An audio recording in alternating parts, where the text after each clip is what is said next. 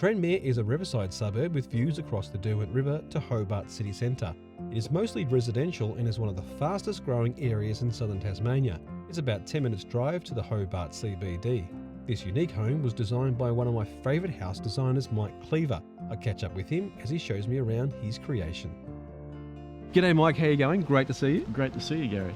I absolutely love your work, as you know, and I finally, today, get to walk into one of your homes, and I can't believe today's come. It's an exciting home, Gary. It is pretty exciting. I mean, it looks amazing from the outside. What was here before? It was an old 1970s brick veneer home, traditional 70s brick veneer, certainly not taking the most of the view or the passive solar principles. So we've got another chance to redevelop that. Yep. We've got a home with distinction, a home with wow. And it's certainly got wow factor from the street. But the thing is, it's also very humble from the street. And when you do get a glimpse of those curved walls, it's like, oh, I want to see more of this. Should we go and have a look? Certainly will.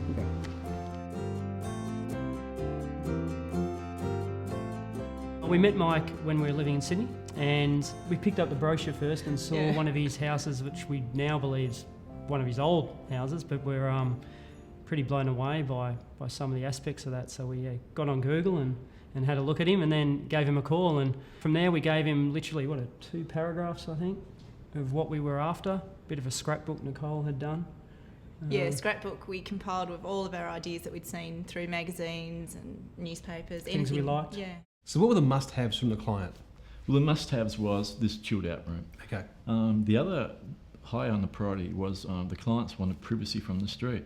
Yep. So I had to ensure they had a low-key, single-storey facade from the street. And the other thing that you'll notice is those inclined columns, as well as the screening. Yeah. Now these windows, the whole back of the house is pretty much windows. Can they see in? No, not with the reflection of the glass. Aha. So the way you've designed the glass, it's obviously got some sort of filter on it. Correct. It's just a green glass, so it's also providing protection from overheating. Because this is the western facade down this side. So this is where it gets the hottest. Correct. Okay. But you wanted to get hot from the northern area, so it heats up that beautiful thermal wall that goes through the middle of the house. Correct. So back in the middle, that's the sheltered area through there. So I'm using the passive solar principles to the utmost. Yep. Absorbing that sun into that thickened earth wall. Yep. And then that's re-radiated late at night. Just great. It's just so clever. Here's a design tip. One of the materials that Mike has used that ticks all the boxes is a product called Masterwall by Practicar MMC. It's an insulation polystyrene cladding system that comes with a polymer render skin already applied. And importantly, it's highly insulated value. It insulates the building envelope on the external side of the building with a thermal mass on the inside, opposite to a traditional brick veneer construction. What I love about the Masterwall cladding systems is the flexibility and the ease of use. As you see it here, being designed with long horizontal lines and subtle niches, variable thickness and textures which lead you to the waterscape and central living hub. Another unique feature using Masterwall cladding is the distinct vertical texture band that wraps the building from one side to another, which has been applied to a very coarse granite texture.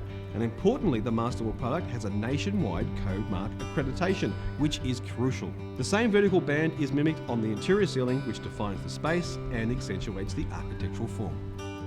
We always had the idea that the parents' area of the house would be a bit removed from the family living area, so we decided to make use of the length of the block and start with our bedroom leading through to the ensuite area at that end of the house. And for us, I guess it's a bit of a retreat, tropical little zone. Yeah, and the courtyard in between sort of separates it, I guess, from the next bedroom area, which is the 2 kids' bedrooms. And it's funny that originally we'd always thought the bedrooms would be on the waterfront.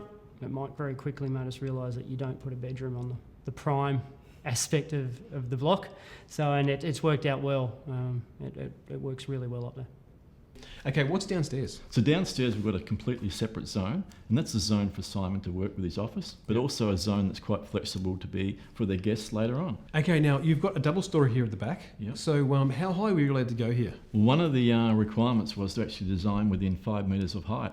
So the whole concept That's pretty tight. It is very tight, and I couldn't guarantee that I could actually do that at the start, but we cleverly was able to bunker that home in, and there's multi levels throughout the home that actually works with the contours. Okay, now the owners have a very good sense of design, I can tell that, and I know their home. Can we meet them? Certainly. Let's go and meet Simon and Nicole right now. Okay, after you.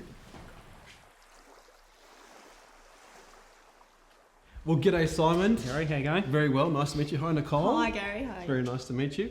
Well, you've got an absolutely beautiful home here. Are you happy with it? Very. Thrilled, yeah. He's done a great job. He has. Is it true that the first time you saw the initial design, you actually said yes, just go with it? Yeah, pretty much. We had the 3D walkthrough that really gave us, I guess, that understanding of how it would all work together. So when we got the design, there weren't any surprises. Basically. Just amazing. Yeah. And what's your favourite room, Nicole? My favourite room is actually an outdoor area where we sit in the deck and we can just enjoy the views and also get some nice sun. It's just beautiful. Well, I guess what the viewers want to know is cost. What was the construction cost? We came in just shy of 900. 900,000. Yeah. That's fantastic. And look at the most magnificent view you've got here. Yeah, it's beautiful. Well, Mike, thank you so much. And thank you so much, guys, for Thanks, showing me. Gary. It was absolutely fantastic. Thanks, Gary. Thank you. Thanks a lot.